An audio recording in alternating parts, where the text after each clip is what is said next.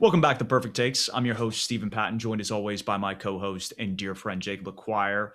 And while tonight features a play-in game between the Charlotte Hornets and the Miami Heat, I think the press conference today holds a little bit more light for importance about Charlotte sports. And I, the reason why I say that is I think the Hornets beat the Heat tonight. Jacob is not of that opinion, but we'll revisit that next week when we know the results. Dan Morgan, though, today in his press conference, backtracked a little bit on Dave Canales' point about having an immediate starter. He said he felt confident about the tight end room, and he said that the defensive tackle class is pretty top heavy, which is interesting compared to what you hear a lot of other analysts or consensus mock boards look like. Jacob, what's your take on Tuesday, 4:14 to kick us off? I know we do perfect takes at the end, but you got to have something about Dan Morgan's press conference, maybe the play-in game, something to kick us off for today. In the words of the great orator Stephen A. Smith, I'm nervous. All right, I'm nervous about the play-in game. I think the Heat present a unique physical challenge for the Hornets, who are much more of a finesse team, as we know. I think the Hornets this season either took the most threes or made the most. It's probably taken the most threes of any team ever. The team that made the most is probably that Curry year where he made like 400 of them, which is insane. But going on to the Panthers side of things, General Manager Dave Morgan's press conference, as you alluded to, talking about the draft, right? Because the draft is 9 days away from today. We're getting close. All the points you made, I think, are interesting. The one that stuck out to me was somebody asked him about wide receivers, and it because Dan Morgan had talked about best player available, and he replied that, and this isn't a verbatim quote, but he said, I don't think there's a rule or anything against taking a wide receiver 3 years in a row. Kind of just being playful and indicating that if there's a wide receiver there at pick 19 that's the best on their board, I think they'll heavily consider taking that guy, whether it's like Jordan Tyson, Makai Lemon, the local player, Casey Concepcion, who we talked about last week. But today's more of a defensive focus. And the point he made about the defensive tackles being top heavy, I sort of agree with. And by top heavy, I don't mean where you have like 10 first round guys and nothing else. I mean the top 5 or 6 defensive tackles kind of set themselves apart from the rest of the group. And I think we'll probably talk about a couple of them today. Yeah, no, I think you're mainly going to find your starters, your key contributors in early rounds. There's always going to be a Puka Nakua in every draft class, but for the most part, like the guys that are really good are taken really high. So when you talk about kind of impact players, guys that are going to kind of come in and fill a role, it's going to be the guys you take on day one, day two.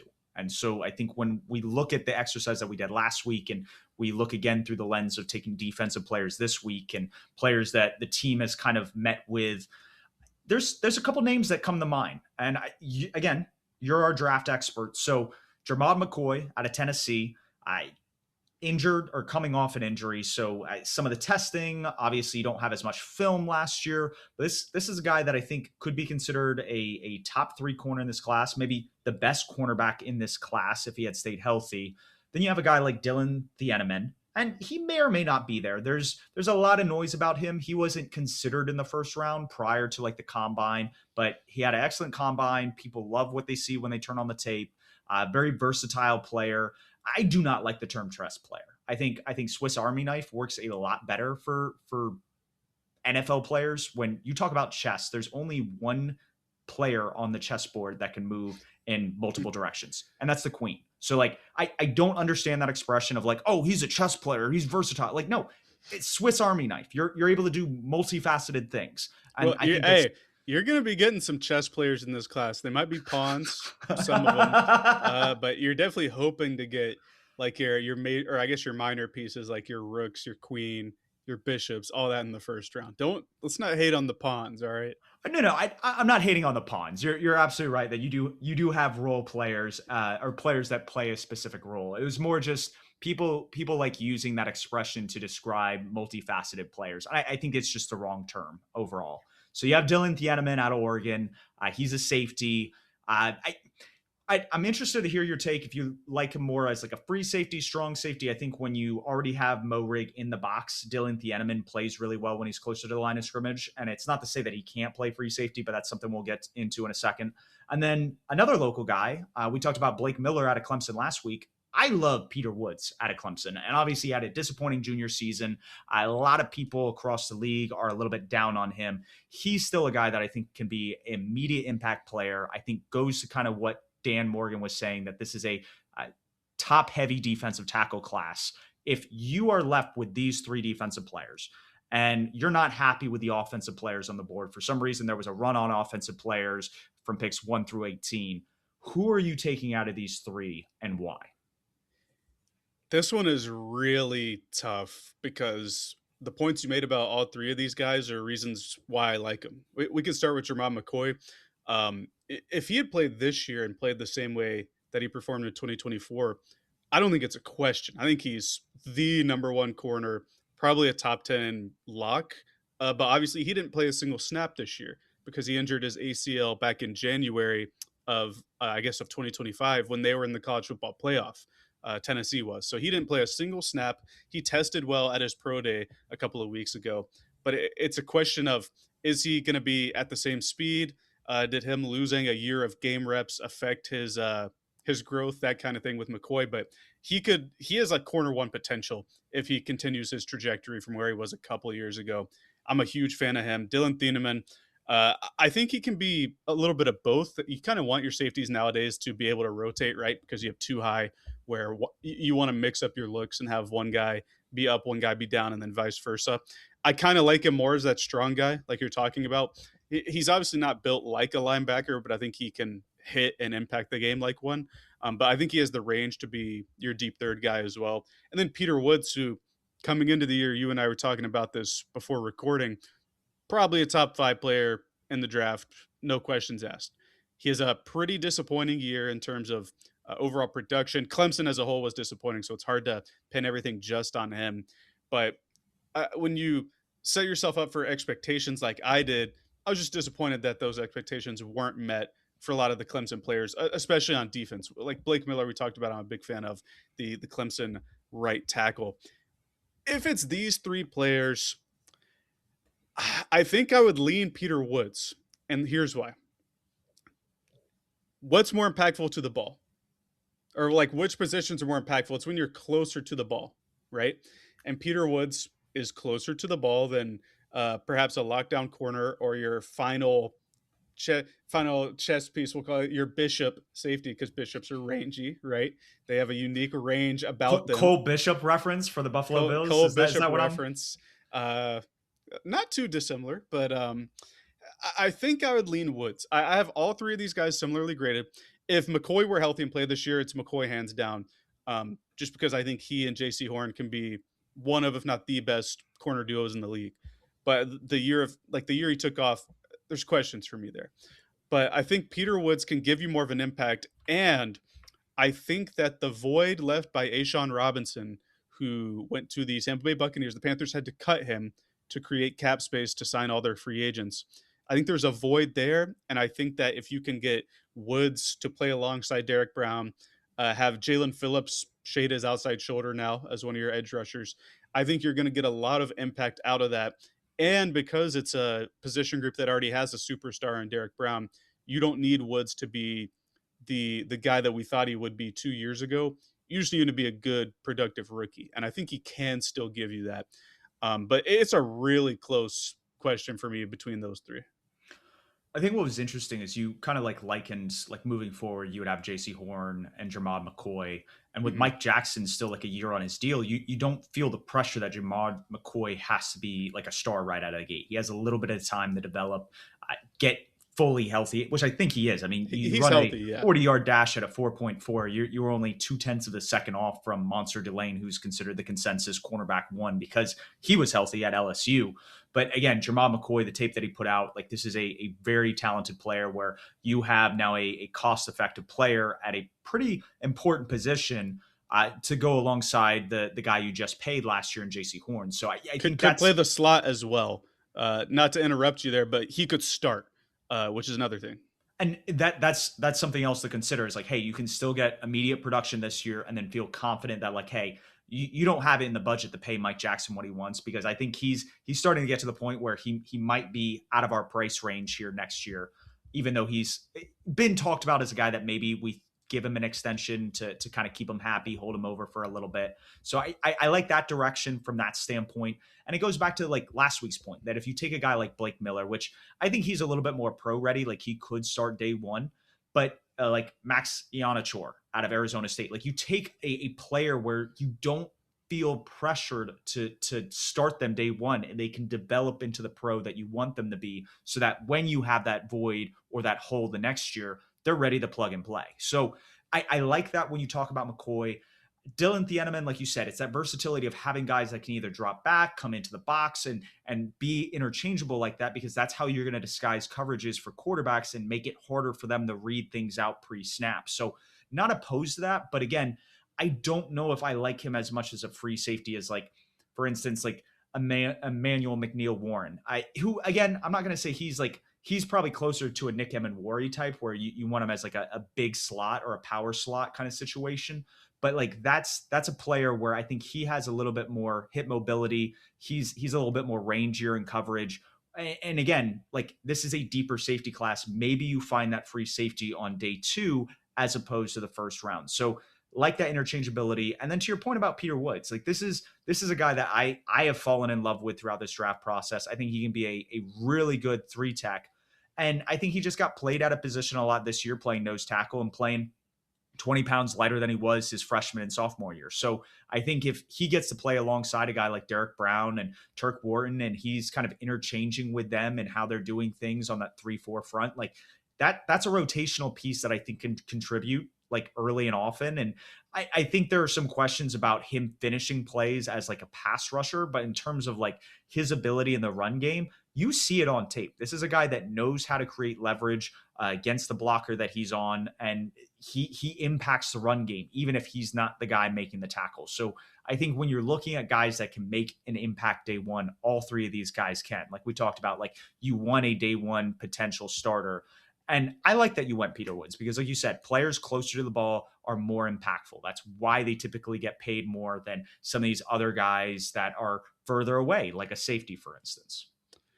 And I think that these three players in particular go with the position groups, kind of like 1, 2, 3, right? You have your front, your linebackers, your defensive backs, and all three of these guys are maybe room finishers, so to speak. Where Peter Woods would kind of round off the defensive line room, McCoy would round off the corners, Thieneman would round off the safety room. And I think that when you're trying to add a piece that kind of completes a room, again, it goes back to what's going to be more impactful. Obviously, your defensive front, right? So that's where I lean. I let me pull up my board. They're all within. Let me see. 1, 2, 3. They're all within like 8 spots of each other within the same tier. So I have them graded pretty closely. But when it comes down to value, I think you got to go with what's going to impact the ball more. I would, So to be clear, I'd also like to see Peter Woods throw on maybe 5 or 10 more pounds as well. I want him to get a little bit stronger if he's the pick. and this is a guy that like has shown that he can decrease weight, so I'm sure putting that weight back on and being around other professionals won't be hard. Yeah, So again, like he's shown that versatility. So Peter Woods, say he's the pick at 19. You aren't happy with the offensive guys, and you want to keep doubling down on defense. You want to make a weakness from last year a strength. And so at pick 51, I'm not going to put Caleb Banks there, because at that point I think you're doubling down too much on a position where yes, it's valuable. You want guys that you can constantly cycle in, but you just get to a point of like, okay, do we address other needs? Are we really grabbing the best player available? And I think the same goes for another guy or a defensive lineman in Lee Hunter. So I want to kind of throw out a couple different positions. You have AJ, I believe it's Hockley, Hulsey. Holsey. So butchered his name. He's a safety. You have Jacob Rodriguez. He's a linebacker. And Anthony Hill. He's a linebacker. Both Jacob Rodriguez, Anthony Hill, they're guys that played in Texas. Anthony Hill played for Texas, and Jacob Rodriguez played for Texas Tech in front of a vaunted defensive line, Lee Hunter being one of those guys. Where do you see the direction the Panthers would take at 51 if several of these players are available? I know a lot of Panther fans kind of want to champion Jacob Rodriguez as being that dude. But do you think that's a good fit for Evero's defense within a 3-4 scheme? If there's one thing we know about Ejiro Avero's scheme is that he likes larger players, right? Like you need to fit the size threshold. Not a lot of small dudes on the starting group, outside of maybe Show Smith Wade, the slot corner, who was I think a 6th round pick when he was drafted. So a little bit different between a 2nd round pick. All this to say, Jacob Rodriguez, phenomenal season this year. I think he won the Bednarik Award for linebacker, best linebacker in college football this past year. But I think that Evero's scheme would prefer someone more like Anthony Hill, who's a bit more versatile. If you pull up his stats from all 3 seasons that he played at Texas, you're going to see like 8 sacks a year, a couple interceptions, forced fumbles, passes defended. Like he does everything. I think someone like that next to Devin Lloyd, the newly signed linebacker. Both of those guys can do a little bit of everything, and Evero likes to bring some of his linebackers down and blitzes on occasion. I think he'd be really good at that. But I think Rodriguez could fit in because we have good players in front of him. I think the team would lean more Anthony Hill if that were the pick at linebacker. But I also want to shout out AJ Halsey, and that's why we wrote him down. He's one of the very few defensive prospects that have had 30 visits with Carolina. Jermon McCoy was another one that we talked about in the first round. And I think while linebackers probably more impactful because, again, it's closer to the ball, I think that the team would rather round out their safety room and just really get Merrick and a running mate beside him before committing a large contract to Devin Lloyd and an early top 100 pick at linebacker. So if this is my choice, I think I would go AJ Halsey over the 2 linebackers here to pair with Peter Woods, if this is the order we're going. I, Good player comp might be like Tajon Gibson. He's definitely, I would say, a decent size at 5'11", 215. Played at LSU alongside Monsieur Delane, who's considered, again, like that consensus cornerback one in this class. I like it. I think that's a guy that offers you flexibility on that back end. I think when you look at a lot of the coverage breakdowns, and I hate to put a guy on blast here because I think it's like a weak link system. You see guys get beat in coverage, and like you want to put the blame or the onus on them. And it's you're not trying to attack the person. You're just upset that that person isn't making plays. And so the guy I'm alluding to, and he's been in the media this past week, and I think he's a great dude. I don't want to take anything away from him, but like Nick Cross is not a starter in the NFL. I think he can be a great bench player. I think he can be impactful on special teams. But if that's a guy that you're counting on down in and down out, it's just I think there are limitations there. And so I think getting Halsey here would fill a need. My question for you when you brought up Anthony Hill being a better fit, do you think he would start over a guy like Trayvon Wallace, or do you think Wallace would have the nod just because he's been there now for 2 years going into year 3? Like where do you see that skill set? Do you think Hill immediately kind of jumps him if he's the guy taken at 51? I think they'd want to give Trevin Wallace the nod just because he's been in the system. He's also monster athlete, Trevin Wallace, and so I think they like having athletic people on the field. But eventually, you'd like to see any linebacker taken in round 2 eventually take that starting role opposite Devin Lloyd. I like the. I think you said Nick Cross. I think he plays for the Commanders now. Nick Scott, I think, is Oh yeah, the Panther. No, common mistake. Very similar Nick Cross last is names. Nick Cross is actually a little bit better with safety. So yeah, sorry Yeah, for that the stray but right there for him. But yeah, Nick Scott is the guy I was referring to. yeah, caught astray. But I'm with you. I thought Nick Scott wasn't terrible last year, but there were a couple plays that stick out in your mind that kind of just make you grimace a little bit, like I almost said Travis Etienne run week 1, right? Where somebody missed the hole up front, but then Nick Scott, geez, he misses Yes. the contain, and Etienne runs for 70 something yards week 1. And then obviously in the playoff game where Matthew Stafford threw up a Bowberry biscuit right to Nick Scott, and then he doesn't come down with the interception because Puka Nakua plays defensive back on that play. That probably ices the game Well, if he brought was that it? It down. wasn't. It wasn't the dropped interception that game. I think it was the throw to. And I'm blanking out on the Rams tight end that caught the pass, and maybe it was the Bucks game. But you just see Nick Scott like like jumping up in the middle of the field because I think Oh yeah, he it was out of it position. was it was in that game on the two Yeah, minute drive. it Yeah. was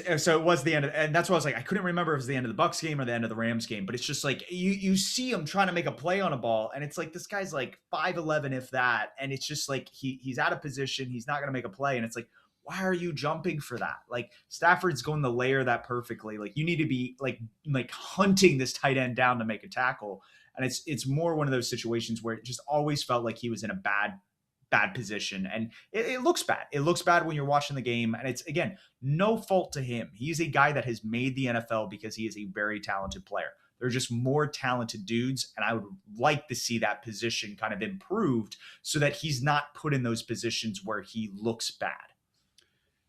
I think safety versus linebacker. I think safety also helps your front as well. If you have a someone like Halsey, who I think is pretty rangy, and he has good backfield vision and like vision on the quarterback, he doesn't get looked off a lot like quarterbacks can do with safeties. I think having somebody like that when he's playing your deep third helps your front rush the passer a bit because it makes the quarterback hold on to the ball longer, right? So I'm big on AJ Halsey. He's a top 32 player for me right now. He comes in at 31. So I think he would be my choice there following the hypothetical Peter Woods selection. Like we talked about last week, I honestly do think it is probably like an offensive player. Now, with Dan Morgan's comments, maybe it is a defensive tackle, like we talked about, where I think it might be an offense or defensive tackle that's taken in the first round. But I think you go offense first round. You probably go defense second round if you're the Carolina Panthers front office, because I like Halsey, some of these linebacker options that are going to be available at pick 51 as opposed to like an Oscar Delp.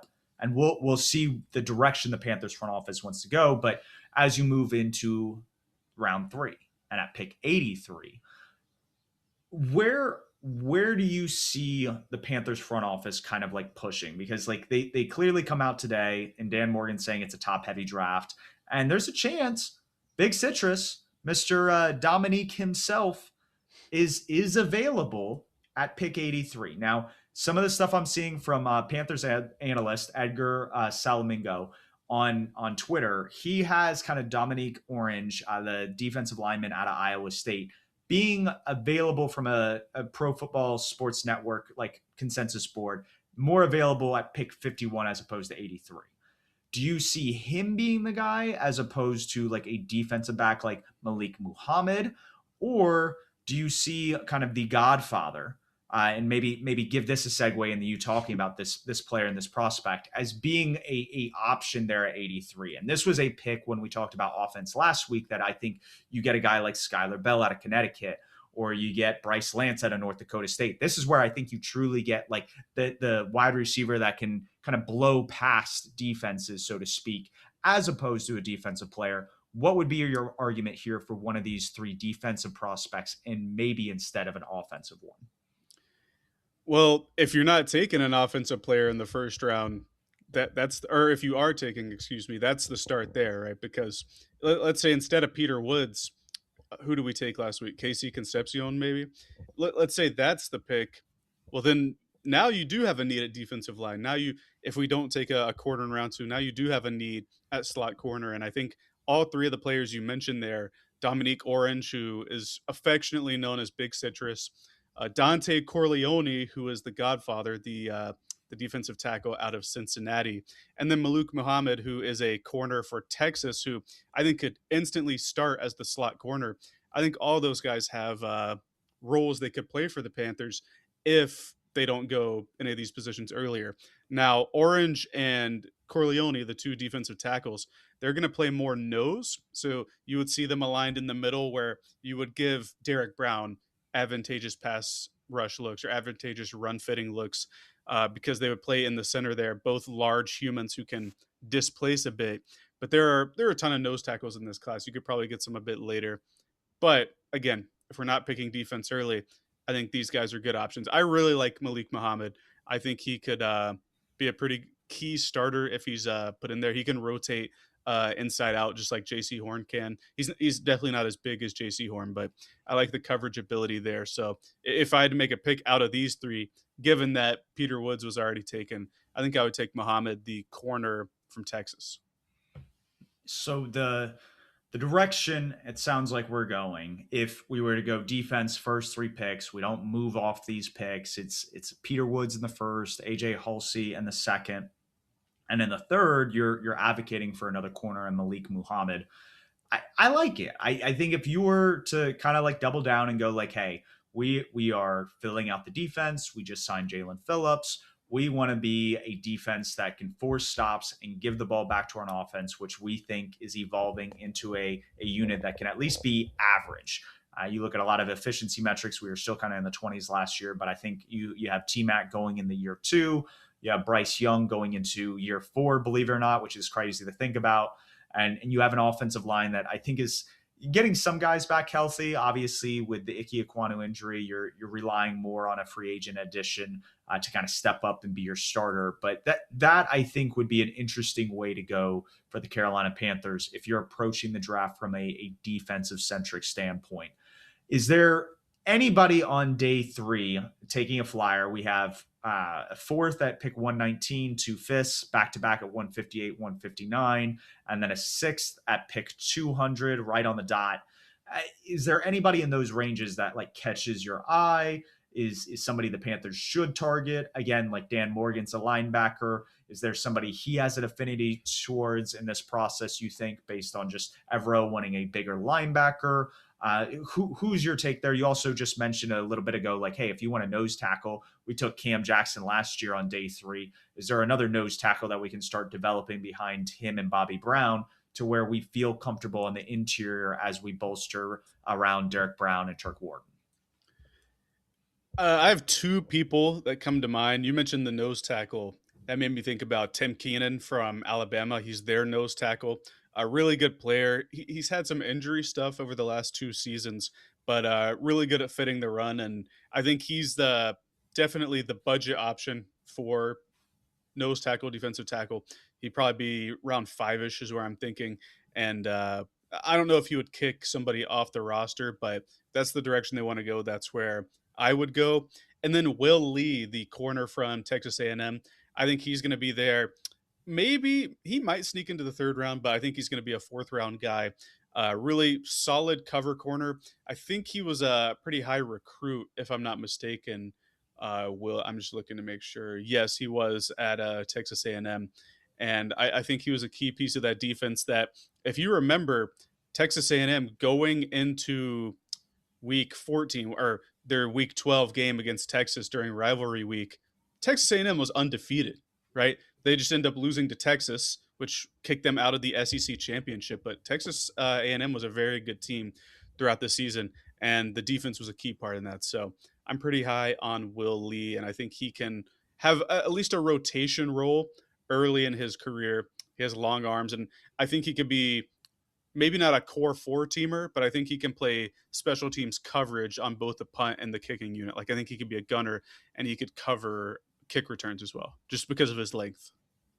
And that's something to consider is that when you're picking guys on day three, you have to consider the element of like we need a guy on the practice squad, we need a guy on special teams. Like you understand once you get later in the draft, you are not finding a guy that's going to start for you. And if they are starting for you, that shows that you failed to address needs in free agency, or you probably have some major injuries. And so finding that key depth is pivotal because it only takes one play at times to change a whole game. And finding those guys that can provide that one play, like a gunner making a special tackle that leads to a fumble, and now you're set up to where like, hey, we're in field goal range or scoring position to now like really change the course of this game. And that's what you hear so much on like Mondays after all the Sunday slate are those couple big key pivotal plays. And so finding those players that can potentially give that to you is huge. And so I liked the fact that we had a the expression is former first round pick because you know those guys usually flunked out or are not doing as well as their draft stock kind of alluded to is like Isaiah Simmons, where he was able to provide that boost for us against the Rams, blocking a punt. And so finding those key contributors are really helpful. And so I like that you brought that up that like, hey, we're not just looking for guys to start, we're looking for key contributors in certain spots. For sure. I wanted to shout out, we didn't talk about him today because I really don't think that edge rusher is going to be a top 100 pick for the Panthers, given how much they just paid Jalen Phillips. They just took Nick Scorton and Princely Uman Mielen last year. Pat Jones should be healthy again this year, so I don't think anyone's breaking into the four rotation there. But my favorite player that I watched in this class is Michigan edge rusher Derek Moore. He's my number 50 overall player. I don't think he'd go that high, but I'm much higher on him than consensus. He funnily enough, he inspired me similar to what was the Michigan guy last year? Josiah Stewart, who's he's Stewart's undersized and he was just really fun to watch. But Derek Moore this year from Michigan, a little bit raw, a little bit of a inconsistent pass rush bag, but for an edge rusher that's still learning, he can line up outside in, really good power and swim move guy. It was just super fun to watch. So I don't think Carolina would go edge rusher, but if we do, in round two or maybe round three if he sneaks there. I would love for Derek Moore to be added to the team. I like that. I like that. And that's not your take. That's just a No, player no, no, that you no. would, yeah. No, Yeah, I wanted to be very clear that that was just a player you would like to see in the Panther blue and silver or silver and blue. No, what's the expression? Is it black and silver? So no, because that's the I Raiders. probably They're silver black and and black. blue. Black and blue. Um, Yeah, black and blue is probably a good way to go. That's why I'm like, we don't have like, it's not like the white and gold or the black and silver kind of situation. We got to find something that say like, hey, we want to see them in the Panthers helmet. And and we don't wear silver anymore anyway. You yeah, know, no, we haven't you are worn. right. That has We been wore silver pants one time or two times in the last two seasons. So we got to get back to that. Oh no, we did. We wore silver pants against the Rams for we that did. home game, and we won. So I like that. Let's get back to the black and silver. That's the classic Panther look. I think we're on to takes territory now that I gave Derek Moore a little shout out there, and this has been a point of, we can say, contention between the two of us and the overall thinking process of the draft so far, because Caleb Downs, Dylan Thieneman, Emmanuel McNeil Warren have all fluctuated on the draft board ahead of some of the defensive tackles, right? Peter Woods, I mentioned he was probably top 3 coming into the year. On a lot of consensus boards, he's outside of the top 32 now. He's not on my board. He's still in my top 32. My take is we are going to get at least 2 safeties in round 1, and it would not shock me to see a third safety sneak in there. Like you said, I think Caleb Downs is in a tier of his own. He's my number 1 player in the class. Dylan Thieneman is somewhere in my top 20. He's 17. And then McNeil Warren's a bit lower than that. I think he's 28 or 29 for me. I think we're guaranteed getting Caleb Downs, the Ohio State safety, and Dylan Thieneman, who we talked about earlier. It's just, will a third one sneak in after that? But my take is guaranteed those 2 safeties are going round 1. It has been at least a point of contention for me. A lot of analysts, the consensus boards that you're looking at are consensus, like just mock drafts, so to speak, have 2 or 3 safeties going off the board, and they have Dylan Thieneman going in the teens. I find it quite interesting because a few years back, and obviously it was a very talented 2023 class in terms of just having players all across the field that were really talented. But you had a player at safety that was considered top 15 from a consensus standpoint when you look across the board, whether it was places like PFF, Pro Football Sports Network, Tankathon, like a lot of these big hubs for draft material and draft content. Brian Branch fell to pick, I want to say it was actually in the 40s. I was about to say pick 34, but I think Brian Branch like fell to like the middle of the second round. It was a massive fall, like from a consensus standpoint. And I think there's just this hype. Last year, for instance, Dane Brugler, who is widely regarded as one of the better minds in the industry, and I think the work he does in the Beast in terms of just collecting data and what he does watching players is almost second to none. So I don't want to take anything away from him, but he's a guy that had Nick Emenwari taken in the first round.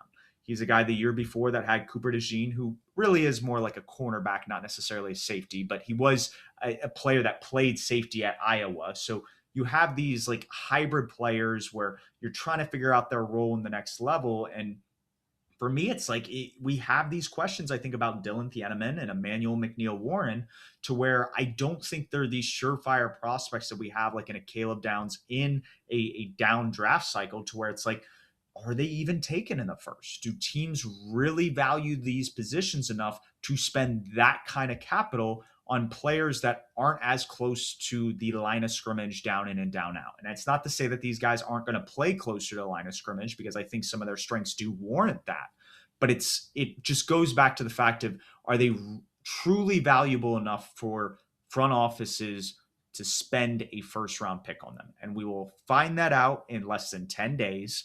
We'll talk about it more in depth next week when we do our mock drafts. But it's just like a nugget, a food for thought, so to speak, because I think it's just a disconnect between kind of the draft community and what actually plays out during the draft process. My take, and I I am so upset about where LSU is located, but it makes so much sense on the Mississippi. They're on the right hand side of the Mississippi. And I was wanting them to be on the left hand side because I think it just makes this take safer. But we're not here for safe picks or safe takes. We're here for perfect takes. And I need to hit the head on the nail here.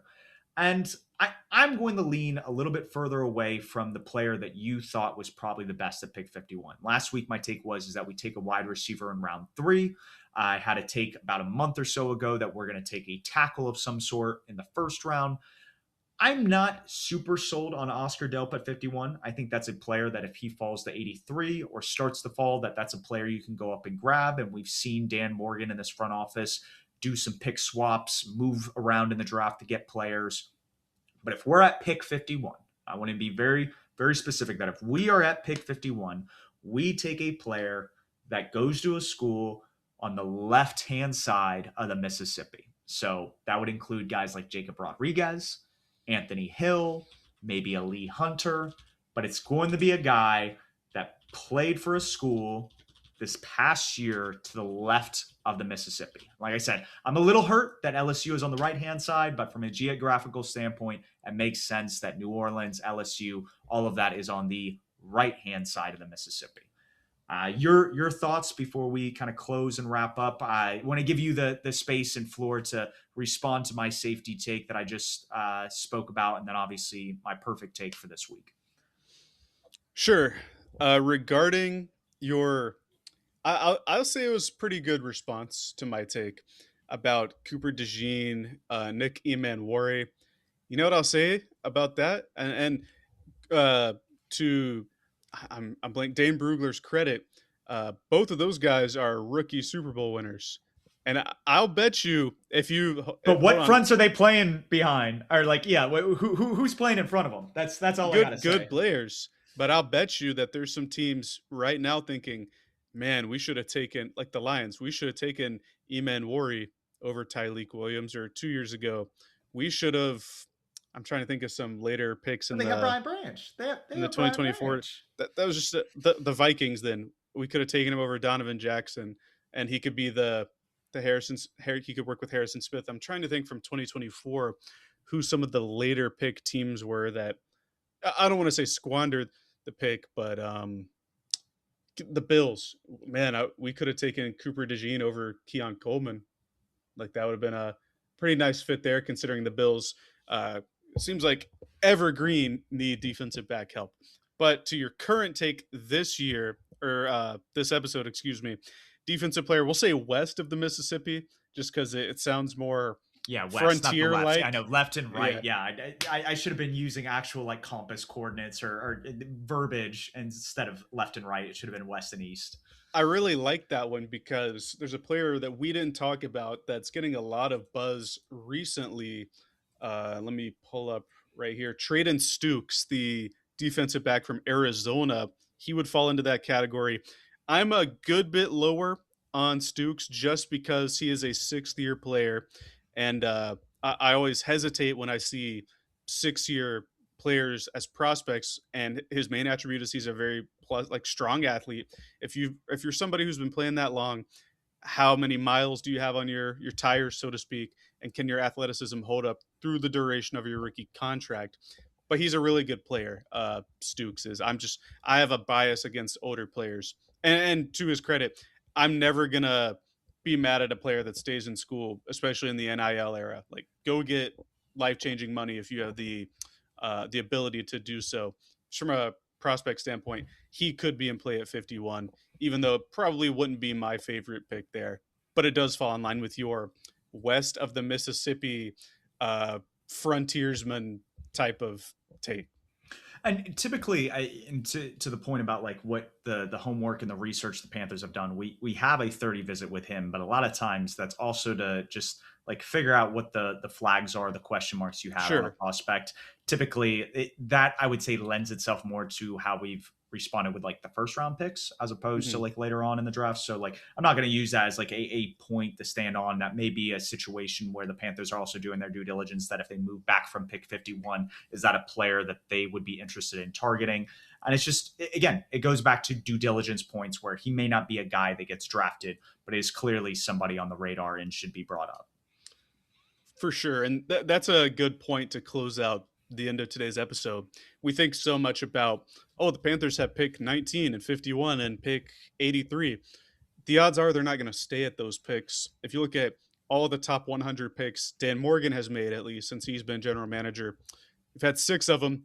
Only once have they stayed at their allotted pick slot, and that was Tedero McMillan at pick 8. You don't really want to move off of a top 10 pick in a good class, but they moved up for Leggett. They moved down and up for Jonathan Brooks. They moved down for Trevin Wallace. They moved up and up for Scorton and Umam Mielen, I believe. So I would expect some movement at least in the top 100. That makes sense. Like you said, from historical precedent standpoint, that's going to be the case. It may not be like huge jumps. It could be moving up a few picks, could be moving down a few picks. But again, that is part of doing your due diligence as a front office is kind of knowing when players are going to go.